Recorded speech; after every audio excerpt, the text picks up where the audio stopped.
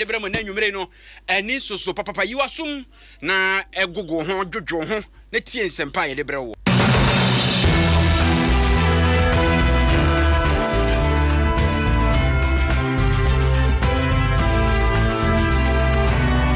ensema debremo na nwumre die dimu akotene ebi ene se aban atro ena wo twakere yen ana sempo ne yire na afi ne ho ekwakọ hu krata bi eye krata fa ewo emfie mpinu ni dunkron eye akohuma sika nwoma 2019 budget ni mu a ne fa ba bi kire eye sa ade a eye disuade ye se efa dwamammo ho ebe kire nkodai comprehensive sexuality education mu ehwemu a chese aban nankasa kire kwa ofaso a obetete nkrofo ewo sa die mu nje den na soafo ne se enye nokre se ewo nwomem na asanwe ya hu na ndi siamandoko no so ka che Dr. Matthew Poku Prempen na pose adin dia no a pass control wadie o medintu no pa Ghana fo chewo ye beko akwakohwe mikopa bibia bedi ene mbede ne nam akwantufo Ghana de hye bia ewo Spain enkre ba ne se Ghana ni akumni yonko Ghana ni ede ne baaye na ye beba wuram ni akwakohwe Chief Justice ewo my Ghana no de desede tu dwase be ya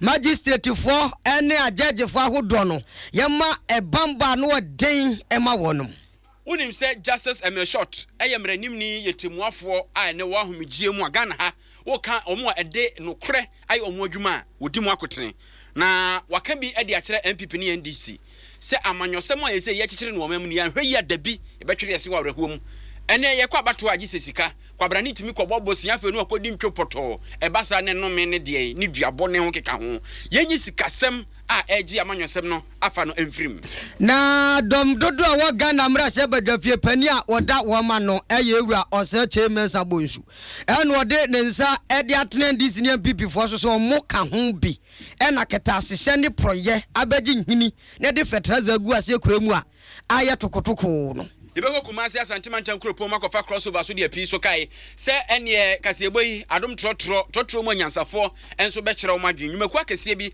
ena afa kasebo no ka ye de esomo na adom natural man capsules emema dura ene ema no mom na etoma mema no sanse won matede so atiase wo ye bema na wantobi amfansa ho yare bema enikwa so yare mpansa no wano madom natural man capsules wonu a wugina wo na so pese ogina so mo a obabia pade ede obabia pade eche so atiase eti adom natural man capsules na wo se wobobo Franco Trading Enterprise eton phone papa ene ho akade ko www.francophones.com ana download Franco Trading app no neto ade online ne ma discount ye famro babia wo bia odabraka Rose Cinema hwe ni mo ho ena adwuma ni tiwo ntubetime to phones TV ene ho keka ho Vodafone no say the future is exciting Vodafone cash mo aye de mo aye hye mo aye nika na obambo so de ECPC ta obi antimi mu mfa so e Vodafone cash so dial *110# *110# na odem agbeve Herbal Hospital ayarsabe so no kuso tuom last stop ne wo yaje obi a hwe ne yade firi nkoda kosi mpanin so kai se bibiduro ne yade adwuma ye wonfidie so anya asem ketwa ene monna soap ene monna cream e wo krum ayatobi na fa ye owedie yie MTN everywhere you go wase ene talk taxi yaba amajesa manfo ni ya fetro mo so yade yadwene woni bie hunti no dial *315# wo ye call a minute edi kan nko an eto de aka ni nyina ye free after one *315# na wo dem Troy Steel Roofing Company Limited Troy Steel for na kofa color Supreme Plus one aba sa chensi e wo 20-year warranty wo to amfinhie aduo ne hu gunso gunkra ye ni eginam atoto asiesia ma kama eno da nchen so a edan no yebetimi aba be estimate de ache free yebetimi aba be kire wo technical support free ayanya asem ketwa ma 11 cemetery ehwe anim wo enkraka so akwantempo so ho ena Troy Steel Roofing Company yewo yaye adwuma na che enti yeti ase Bright Senior High School ekokofodua kukrantumi aye kan Ghana ha ene wuyi school papa makomako enumu a Bright Senior High School eka ho bi day and body wo achechefo a wo kire nkwada na de yenti wo mutwa mo nso hwe keke ene enya asem keto akora se pa se akora be konso hwe so na wo akotwa bi agya bie dabi ono mo de ne ntesa wo msa de nyamisuro so ene tete nkwada no Puma Energy edi Puma card aba mesre wa bomoden na ekokogye Puma card sense wo de tofa ho a ye teso ma se unya discount eno da nchen kra na Puma fo fa ho na ne bo ewo fom pa sa nyumakoi ena aso yase maka sebo ye de bram na high sense double promo wono ma tete wo mu fridge ne gas cooker so na wono mu ne wo ma afo eja wo se bra na betobi sa nyumakoi Aja bibia be ko fine bibia be ye kama ene nwumre na nana sei ampofo je matra dwam na mene nana ejei obrimpon CP yedin semi be die na nim se eyensem panko a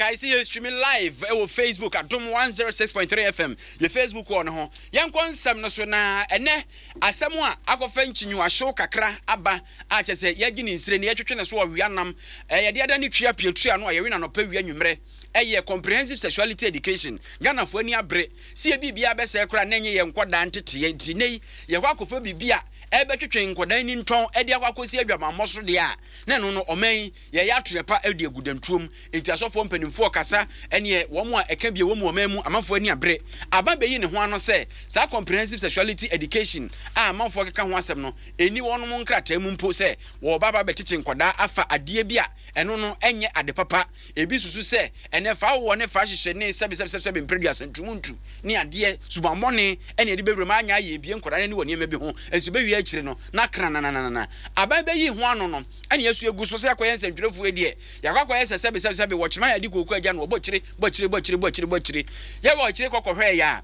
eye 2019 efipinu ani dunkure wo mu yi budget akonmasika ehun nkrata asem a yerekodo membership ye fie kokenkan ye no page 5 atrese ne uko roman numerals page V eho ena ubomu a list of content eye ensempo ewo eye sa enwoma no kratafa no so no wohwa ha na chese eye CSE comprehensive sexuality education enwoma sua a eno no ebie nkolani ewo sebe wo mo ho nyoma ho ebizu se betwetwe akwa adwamammo mu no eno no eye item 5 a chese page 86 point number 36 na yotumra ni acheresie ewo ho sa ban kire Preface National Population Council ene na pamfo ka bi ewo mu wonu ba be hihye ekwan be fa so a sa comprehensive sexuality education wodi ebewura national education curriculum num enso osofo ya ohwa nwumesua so de betu dwa se sa de ne kura no wo mo ho wamfa nwuma bia mu enti hwan ene ka no kure kire yen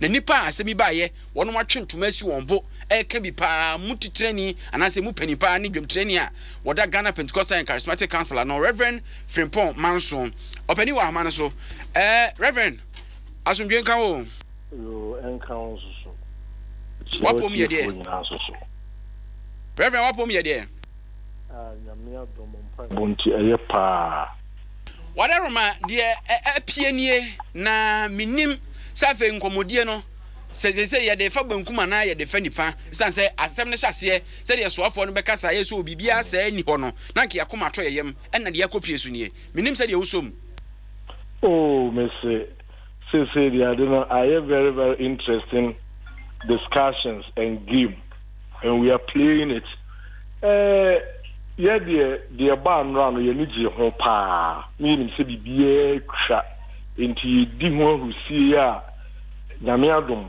ochina kura na ye press conference na ye responsible and sa adi so akoba se parliament impo enye ministry Minister of Finance prepare a call parliament or discuss it, approve budget appropriation we have been taken on our way.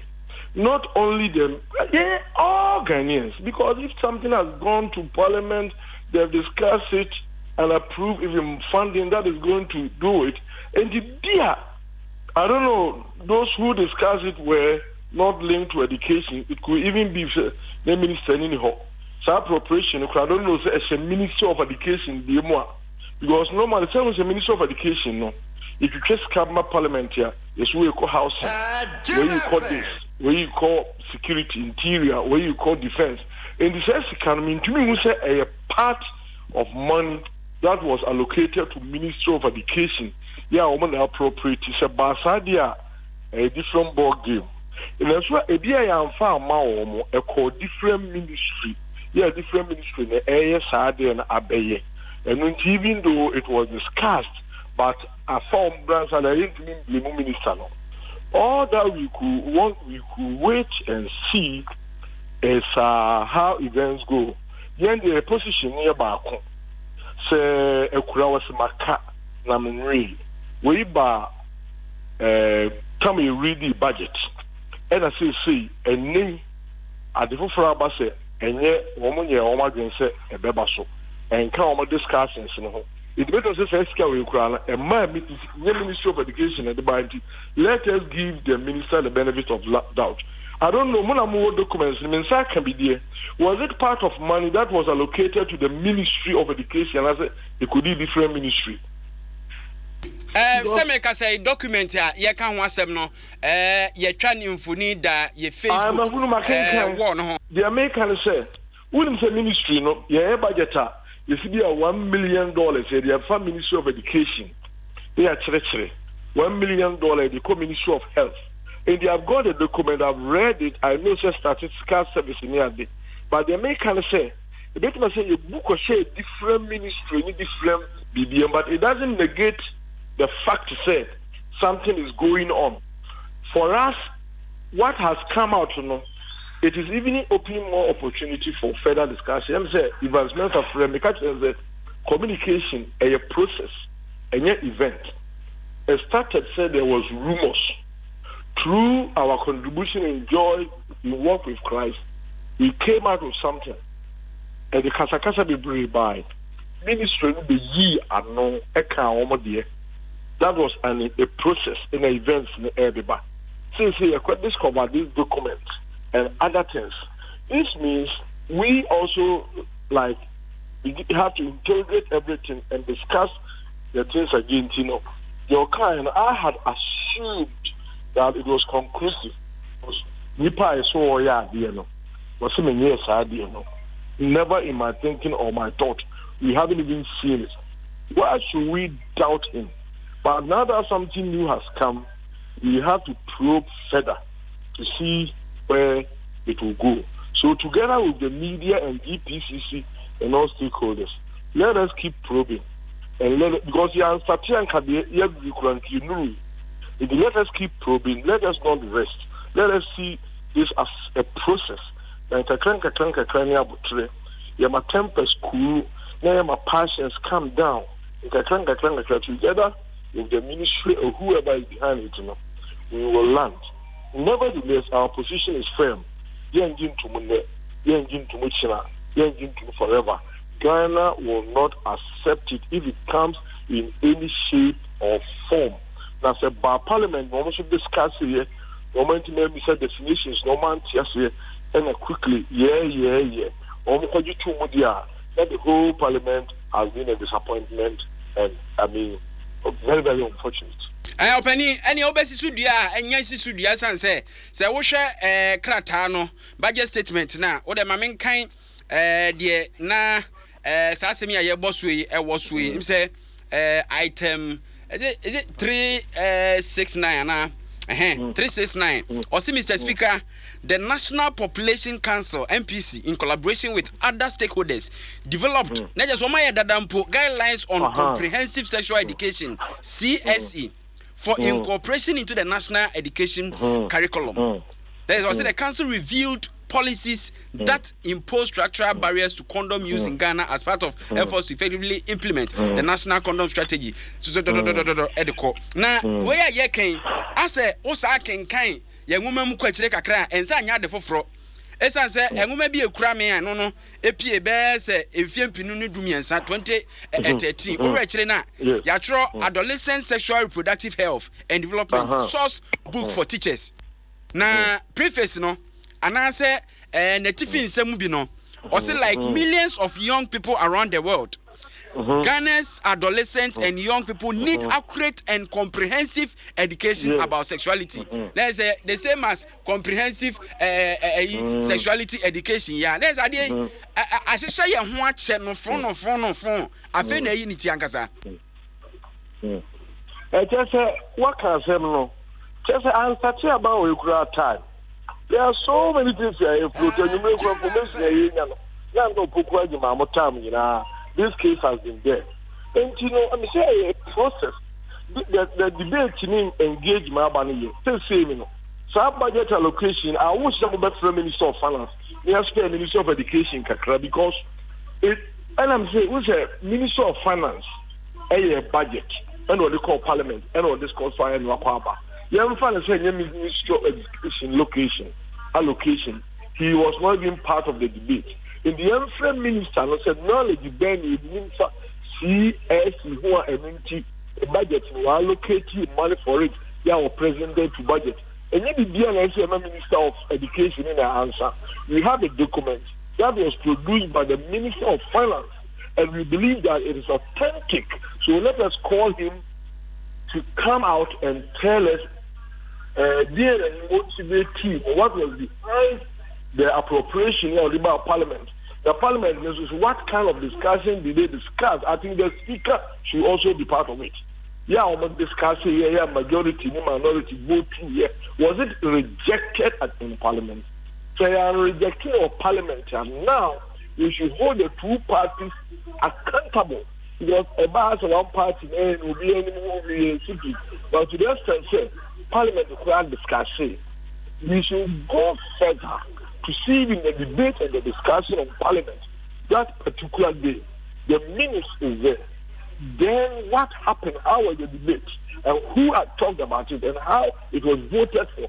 Was it by partisan vote? Did one party walk out? Intimacy and commanding the papa.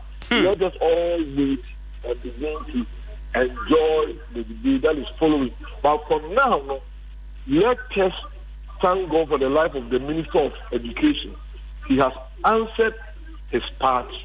But now, what is coming, we should not really all push him to the corner, but let us go beyond that and bring it into a broader picture. The Parliament is accountable, the Minister of Finance is accountable, and all the stakeholders that are handling it. Hello, Rev. Yes, I'm here. Not just say, Omamuni, so so near Dakakra. If Prince and Trefo, Ebabesi, as of also, Kenyan names up on your foot, your money, you watch it. And so, celebrate your mommy and says from cry. Okay. May say, a chess of Mamuni and I had that Prince and Trefo as of company for civil society. Some more parliamentary press call. I bet there was a test when I feel Jana Katari in Sanse. Where's Uncle Ma one would and move for anywhere, whatever tree and him. And I said, me by so cry, said, and Comodiana Cono. Obaka said, ye, and Massive Few cry and found Koha. Just a bane and number be our day air banso. Year cracked him, 2030 cry will be a friend, integrated sexuality committee in Po. 2013. Books should be printed. Yeah, I have printed. It's the Ghana phone, I die, but it's better late than never. So I don't want to hold my Opoku and his team only accountable. We all are liable, and we all should collectively fight it together. And we thank God that it has started.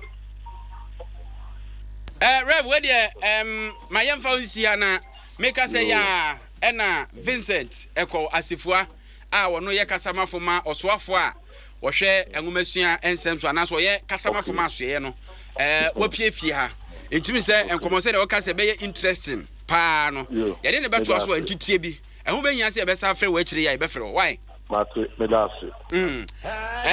Vincent Echo Asifo ye kasama foma so ye hwe o ma enwumasua ensem so ese enwumasua ho asem de mfa ngora to prese ne kase bonu mu nyina no ye de bedi enwumasua ho nkomo mpa enhyeda enhaye sanse the eba na kire ya dwene Vincent ya nwakwaba menua facho me Johnson wa pomo nyame adom ye ho ye pa na ese mom ye ni so tran ye hu se ye kwadwo ana ye kwata se krom ha no se no bad news and I say news ye bone kwa kire pa cha news and e free titi nyina nye krom anko a say yes so bad news so na nye especially when it is propaganda there in bad news sisi a ka ho asemi comprehensive sexuality education maka ho asemi eh funny free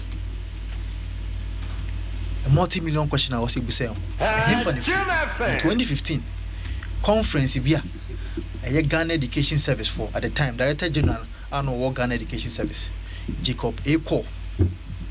A Shemia conference for Brown region. It was in that conference and I be a friend comprehensive sexuality education they come by. Brown. Yes, in 2015. Ghana yes. Conference no course Ghana. Yes. It's a honor said free. Yeah, by Bukubi. That was signed by that same Director General of Ghana Education Service. Signed by Jacob A.M. Cole. I mean, it's on an director. Share preface no. First paragraph. Or say, like millions of young people around the world, Ghana's adolescents and young people need accurate and comprehensive education about sexuality. Indonesia comprehensive sexuality education and one. There's a woman who be there. They say one akasa hwe nanimi. Na say no what be okrum ha. What be be okrum ha. Only metie for na kasa. Tete only metie for na kasa ntichirim hwan asem na okay. So unim dada. Minim hwan na asem na okay. So unim do for ma be genya kasa the comprehensive sexuality education. They say the na me parliament me say wow sister station. George St George abegina ho kasa o budget statement. The na me ne kasa say see dey. Oye sofo. Ani yam hihye ne ma akra wo no oje no no asem mo pɛ kwan bi so aba batwi bi afiri mu ɛn nani abere ti no asem me duru ha ni but so for na kasa dey ma asem mo America ne say ye national curriculum framework no ye nya adwenda say e be kire bi afre no ye comprehensive sexuality education nti die so for parents awo for ni students omunjintum anase ye momo reach mu say bibi afre no omunya hotoso lesbianism, gayism, bisexuality, and transgender. And then the president Nana Addo Dankwa Akufo-Addo abenso and asadi ne be introduce her. Religious and moral studies experience or various classrooms. Ni nche bi ni improvement in HIV infections. But ni nche bi in child marriage ana. Ni nche bi in how we can make sure say we will reduce teenage pregnancy in this country. And he said Dr. Matthew Opoku Prempeh January 30th, UNESCO for your media no so could journal comprehensive sexuality education. Now so we defining what comprehensive sexuality education etia. But you just the see aboy definition in the he. Sans say e jamona mu fraso e ho bentimo de no. Dear Dr. Matthew Opoku Prempeh e kan ho asem. January, February, no UNESCO for your media and also your program or invite no and other ministers, they say Minister of Health and ministers they can the comprehensive sexuality education no the nature it was supposed to improve HIV infections. It was supposed to reduce teenage pregnancy. Just say anyanyamanye basa akoda ketwa 13 14 15 sebio no wanyam. It was supposed to reduce it, that comprehensive sexuality education. It was also supposed to reduce child marriage. Timpacho said Dr. Matthew Opoku Prempeh can same way no cast a comprehensive sexuality education Ghana support here the passion the lesbianism, gayism, bisexuality and transgender backroom hana. Into the war your budget 2019 budget no Osha key point in a woman in the Oboso Ama CCA. In Pacho Bibu for how bit me Juana. Say a lesbianism. And Masa Fede, a 7 on Comono at TSC Babia. I go fire Mrs. Diaba. Send a make a Kruman acquires a bad news, you know. It tries more than the good news. But the information was what is what will be the information. Or be correct to be catch us a director general signing document. Document Ben I can answer. The document a director general signing. Director general no up to no two. So on signing document be just a guidelines that is supposed to be used in teaching comprehensive sexuality education. Oh sure, book 2015 book in fact, share the table of contents. 2015 book of the NDC. It showed how to wear condom. It shows how to remove a condom. A child sebio said yes condom. Sebio said you remove a condom. This book that is here. This book that is here. In fact, the words that are in may first time come back because it is a source book that is supposed to be for teachers. Ewaha me page no mawa. Me show picture any picture. 2015 book. Any so who your masho? For camera no. Who your masho? 2015 of JDC. Absolutely. That's here. Who did that's here now? Click to the dectomy. What's the etymology of that word? If we the word clitoris. What are they talking about? No, what is the NDC talking about? Say anyone mienu na chiri adwene. Comprehensive sexuality education. Yes. Ewo ho ana eni ho. Na ewo ho ɛna yɛnkyerɛ mu yie anase ni hɔ kra saa de ni mienu na mpese mi hunu onua ya adwum yɛ na onua yes started discussions no anase sansem yɛ nyina bɛba no the discussion was situated in the context say there is a supposed comprehensive sexuality education including lesbianism gayism meboa sexual rights meboa what is sexual rights idea so obi betimi aka se me betimi am pese me yeke ana meboa any say no more conversation so we had to debunk the point say there's nothing like that comprehensive sexuality education that they were defining. There is comprehensive sexuality education, but of course, include social resource park in page 11 say oh. And because it is still in the thinking process. But Sadia okay can count. Sadia make can count. Yes. They make can count. Sound no ma bonny your much say. Sadiana. There be the okay can ye titi and one of the account. I said minimum. Ye kofa I marry stop for omcom website. And as NGO be books on my now could you try the tutor. In fact, some of the pictures that we saw online, if we saw book some of the pictures, yes, 2015 book. Some of the pictures that we saw online. NDC for now pictures, no money better chat to say a yen ye deba. Sheer hypocrisy. Nyachumfo. They say Ghana awo for any they say they aso for e kasa any hongi ka ho a enya ya mhye ndi asem na as ministry of education mo kan e dey akere wo mo masem yetia wape o hwe the National Council for Curriculum Assessment no and a Ghana Education Service, the board of directors and as Bikano, the governing councils no, the Ghana Catholic Bishops Conference a member of that council, the Federation of Muslims Conference a member of that council, the Christian community a member of that council. We cannot deceive these eminent bodies. And to say mpenyumfo saa ne ka ho ana bibi saa ne deba kampacho nkomo hu dadada. They said yeah, but Debbie and this because Archbishop Name your Ghana Catholic Bishop Conference for President o kan sembi o se yenya Dr. Matopoku Prempeni ni nyanhyiamu na ehia ye no asem o ye kan ye ne say papa bibi say o ho ana o se Matopoku Prempe ka say bibi asa ni won to ma to ma dwenem enti eye ne wanwase ye sipsa bibi sa no e hye curriculum mu ene na ye kire say free hen yentiase enti teachers 152,000 teachers e ko kire o ade no and e ko train o mo so mo ko kire ma na de no. Has any one of them come out to say ye kire bibi to say lesbianism and gayism ye can be 152,000 teachers ne Ghana hano ye hunu omo. Are you saying say all of them are sebio? Let's not insult their integrity. So omo ye MPP for na. Is that the point you are trying to make? That 152,000 teachers are Ghana hano sebio NDC ni background body. Vincent, my na was na yemfa na ebia de abayinti no.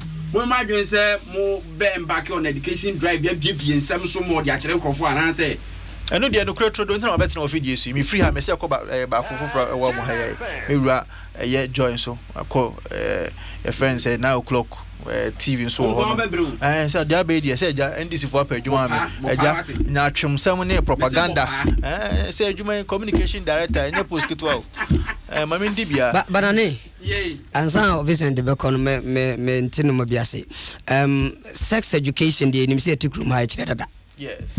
Intino sa sexuality education no mentiase ase ne say. Na make catch because sex education is and you never kind of for the first time 2015 medical actually say in fact in the NDC's own Ghana Education Service book they have signed to it.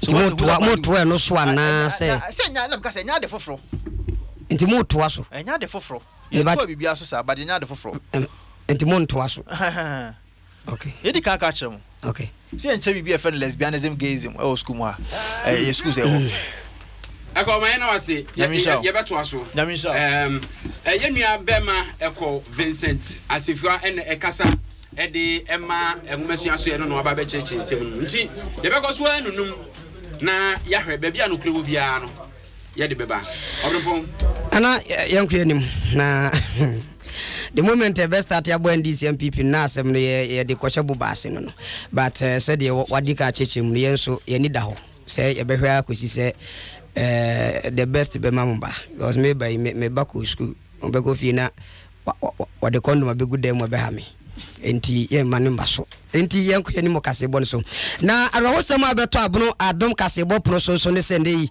Ghana fo mienu atu kwan e we Spain abruchimam na obinim de si ye abante ba ko friend say Michael K idi odi man say friend Michael K if you do asense and wadie abeto dwa say esusu se watwese kan e de awo ne yonko Ghana ni ba ko a one ne wa adwumam ye friend say Junaru M asabre no wono no nyame amfafia enam so ama sabre abrante na hwere ne nkwa no chemkyere se sabre no nkata Ghana nam sifo e Spain Madrid e de abeto dwa kyere se suspect no na se de susu se wono de sikan e wo eye Yunaru no sabre no e ade se wo de sikan wo ne kon ho e ne kofa sabre ho se mi ba ya aya ho se mpan no nam so e mod no e ko ya police for che no ama sabre o mare mande no a police custody no obotuo se ehwehwewu mapa enkoso no binim de entia Ghana fo mienu anyina yetu batase enkobo bra yesinke train ka enchese obonti suni mefa nkodi nanso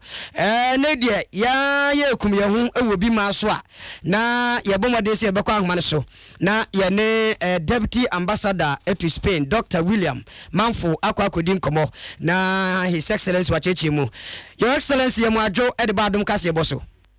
Good evening. Don't you want to say? Erade adum ye ho ye pa se monsom ho ye.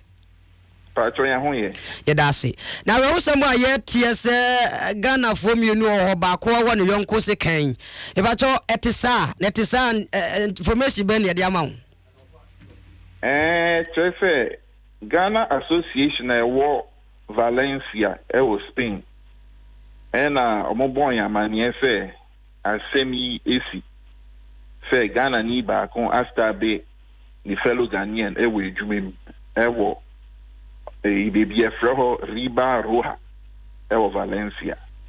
That is the area.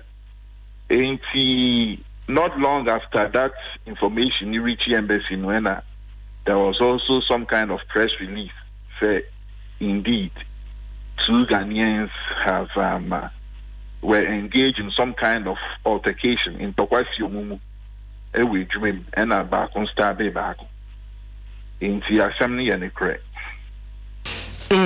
Enti what's asem no as Ghana na musini awo ho Ghana fo atubata kobo bra na ho ne ekokon akunkum ye ho te ye no o je ne sen na mo ben watu afa nkra sabre no wo hwese bibia beda yi it just anyama we it today be unfortunately in same way to me see na me say in rantie mi no na intokwa wo muntem wache tseselem se no motai kon omo munimo no kra omo munimo omumienu no mo se tambia na intokwa wo muntem enti em se no mo di ku edwumem and I same we see here normally in same to say see a police for local police so ebebo embassy na manie in jombo ya manie na ndi yan so ya hwe se owo ebusuafo wo krom hanu mo na support the be mom na so as an embassy ya come that is victim no nimpa ya start been man akadi no na ya hwe ni achi no so no he to be visiting no prison now no so ye na bon komo kakra in this sia no local authorities no ombe bon ya manie na yensu ya ko Valencia ho aka ko hwen ko fo no but the pakra wa hwe ne kwan no wo yire wo ma sai information ni nya reach yen ye and America say local authorities ni ombe a police for bon ya mania na ya hwe e bia na o yire wo ma wo Spain ha and also o yire wo ma wo Ghana and ye be bia no ye be contact me relatives the surviving relatives no so mo Spain ha ye be contact you mo so mo Ghana so ye be contact you mo information a yenya no and ye di edwuma sisi ya. Okay. Na ansa ne beja mu akoro na ye mbisa biem se bia de wahwe ne nkwan amu no e wo he ye de ne beba Ghana na nhyehyɛ bi wo ho And I will say a very good question. You say, oh, ebusuafo ani nyina na ebusuafo no meche. Oh, say bia ye be ye wa ha esi no ha na say de what in Baba Ghana. Asemi si ye 24 September. Inti yegusu ye hu adwuma. Inti from the phone number che so near be ye. Ye ni omo kasa number che say de Baba Ghana na say e be si no Spain ha ya.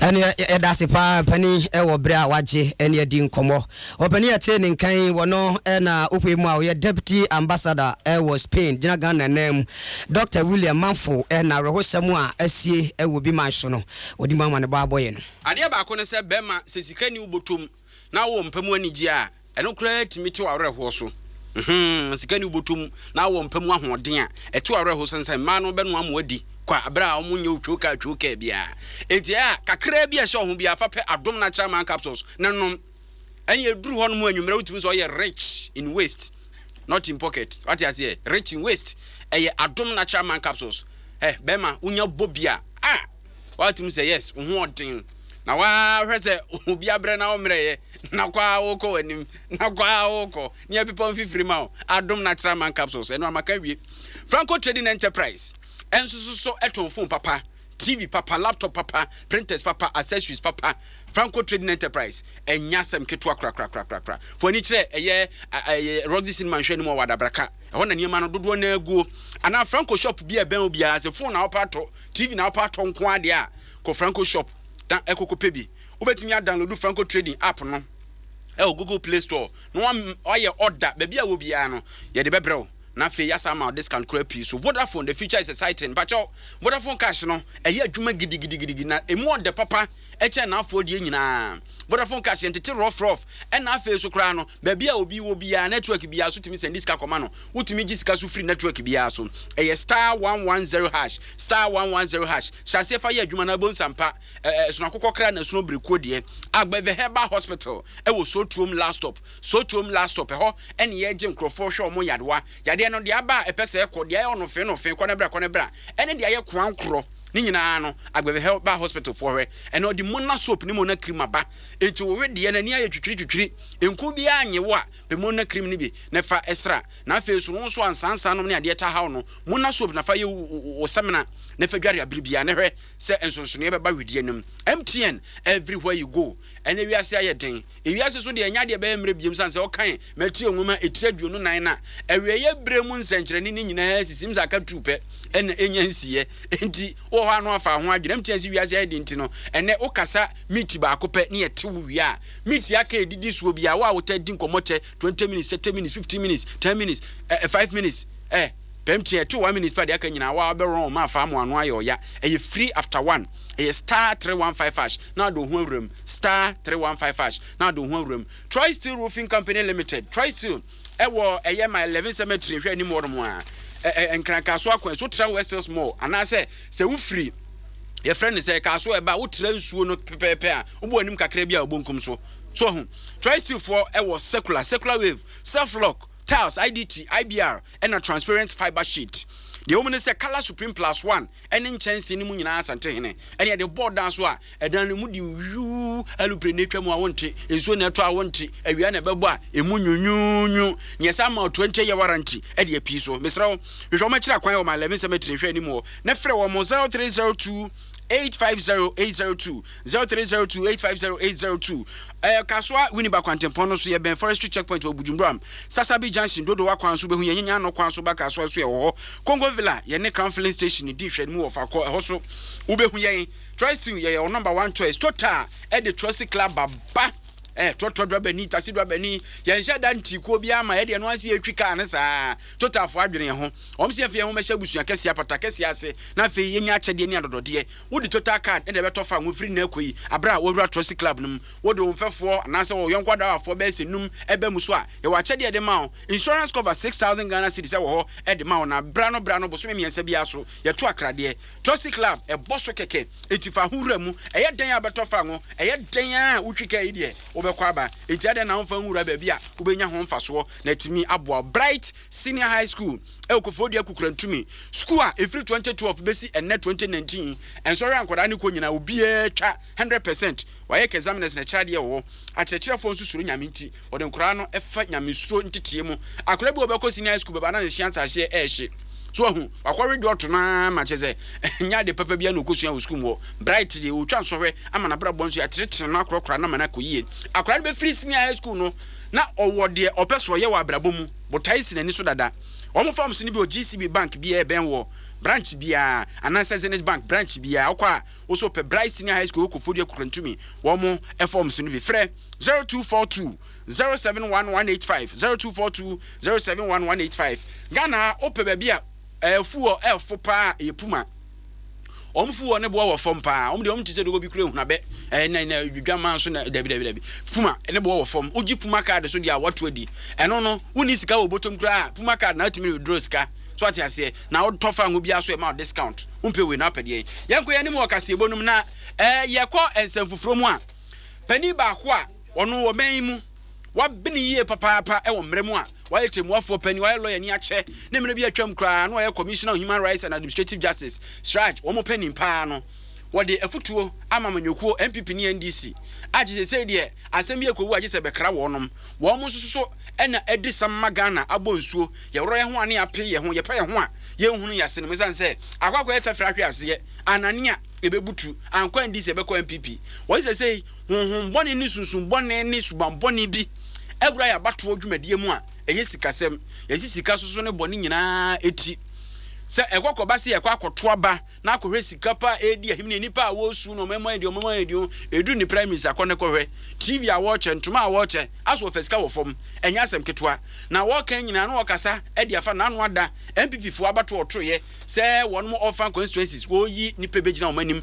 aprem rashid fie adwa na opani Elisha Debra Odum eso aka enye kuma se eyi ye friend se titi agent ya wayi ka akoma kurase boga no di kokosi baabi a yeto aba na fe wi akatewe no a wona tutu ne ka de ko no se eniema bebre ho no mo a eni e wo se emi ani ekọ ho papa ndisa dabi ebe dia ma yen sika ye di ewuram ebe kakra no amafo bobokro no dia pesika no de ba bagi tumi no na ne onya tumi ni wi a wase nyantobase ya wi ya yie pa yei no mo launch a report on the right to information bill Ghana ha enum ena papa no de sanse mu atudwa. That's vote buying, which is totally unacceptable, you know. And we have seen many situations where aspirants dish out bags of rice, bags of flowers, and all kinds of incentive. It is wrong. I am hoping that the leaders of both political parties will make a statement and let people know, their supporters know, that the aspirant, either parliamentary aspirants or presidential aspirants, that it is wrong to indulge in vote buying. It is not acceptable. It's a way of monetization of our politics. It means that the highest bidder wins. You know, if you have more money, then you are able to buy votes. And it is on record that a lot of aspirants bribe the delegates. And so it is something that is seriously distorting our politics. And we need to have a critical look at this practice of vote buying. And as what me for Timo Rock for Betty Neze, Eura, Emmanuel Semi, Wosika, and it's me chere, said ya Osha Petia, now Tribuna, Yahreno, na. Access to Information Programs Officer, Eddie Commonwealth Human Rights Initiative, Esther Aholu, and a day to Abayanim say, Omanimre, Sanse, and they right to information ya, Yanya Tumamana Baba Yemre, January 2020, we be also chassis, na a year Juma, na fe yetimi hua, FF Funani, Organa, near whom Sama Bia, near the two Jama for any idea, a deputy mono, and yet. So we launch an idea, your message, and they say. Sisi ana bill no ya pass ya be yemra no enso ho a eninti na ye san ne man kitikiti we nse na ebe ya de be kai yen because ye na nim say emra na aba no ye see this is January 2020 and sana ye de be ye adwuma. We are not so much satisfied because as we all know no timelines na ministry no e de to ho ema roadmap no bebre omo a omanti mi end so. But he said the yen advocacy nim say na tie no implementation say a journey. I mean, it's a process. It's not going to be a one-day event. And as much as possible, even though I miss some of the deadlines, still you believe it because the Ministry of Information has been very supportive. I mean, they've been cooperating with us on some of the things that they are doing. Even though I miss some of the deadlines, never be more still or more need extra, and she need extra or more. And the Becca said, "Dear home, they because a time much." Esther Aholu, our access to information programs officer, Elma Commonwealth Human Rights Initiative. Oppose you what? One out in Ghana. Na yɛtwa sanse sɛm no aso amandofo ɛne kwan mo fa so a ɔmo spend sika kyerɛ whooping amount of money na kyerɛ judiciously ɔmo issue ɛde ayɛ no ma hodo bebre ɛwɔ kuremu ne no ɛna dom dodo ɛwɔ Ghana mra hyɛ badafie majority leader ɔno kuro yɛ Minister of Parliamentary Affairs Honorable Seche Mesabo so kyerɛ ɔde sobo no ɛde bɔ MPP NDC ɛne political parties ahodo aka say omo ena omo advertise corruption e promote okromha esan say extravagance level the tikromha nemwa konfaso yisu ska wabra etitire se bia omo ye national nasa regional elections bie ayi executives bie no ordinary executives elections no enkofo tonantwie che na bi to card che na bi sidan ma na bi yese no eno pani che se so man koso anya sa de ne dia enya de secretary ne project ye tu aso Ghana no ibetimi atu ase ne we no woni nsentwofo nyina na hia ye no de to nsentwofo nim se sasem we no ye nyina ye nkoko bom dawuro ma mansa nyina NTB say wo ya politician na wonya Father Christmas enu nti se bibie ni na peso ko kire se wo ye mbrase badwani anaso amanyoni ntu ba be sure to sika egu no wo se braso se ye jai sa de no na corruption tutwa. If you look at the Constitution, I think it's Article 55(9). It provides, and I quote, "The members of the National Executive Committee of a political party shall be chosen from all the regions of Ghana." That's Article 55(9). So, in choosing the National Executive of political parties, we are required to conform to Article 55(9) of the Constitution to ensure that the National Executive of every political party has representatives from all the regions of this country. By these elections that we do, how are we able to satisfy this constitutional imperative? Are chosen everywhere in the established democracy. In Ghana, a person vying for the chairship of a party will have to traverse the entirety of this country. And you think that person is a Father Christmas? He moves from Zuarungu to Elibo, from held our own National Delegates Conference at Kofodia. The British MP who came there, relating to what we were doing, he said to us that we are spending too much time and resources looking inwards when you should be spending much more time thinking through policies and programs to develop your country. How did we react? Going forward, how is the MPP going to reposition itself? How is the NDC going to reposition itself? The PPP, PNC, CPP. Let's relate to Article 55. Seche Mesabo so ye majority leader ne no eno chemche se de normal asia keka konde hwe ya daachi bi eskafo amunya manofo krat ne ba bia weskanto ba be top political party bi ana political position na amannosem aba beda ne sikasem a emeboa Ghana impuntuo ne enchechire. Potentially mean the causes and consequences of monetization of politics in Ghana, because if where we are going, if care is not taken, Parliament may be populated in the foreseeable future by people with fat wallets and people with lean purses who may be very credible, very intellectual, and who may be able to serve the cause of this country, may be relegated to footnotes. we aya Ghana mrasebadwa fie no dom dodo no pani odoma no we swami mrasebadwani odimanyafo seche mensa boisu ene yete ne kan na yemfiri ho na ye kotrotrum high sense double promo no guso a ekoso ye deep freezers papa refrigerators ya what display pa kama pa fresh we ba de aduane gumu ense kra na aduane afempa wo mo aso asne ena afi so ye program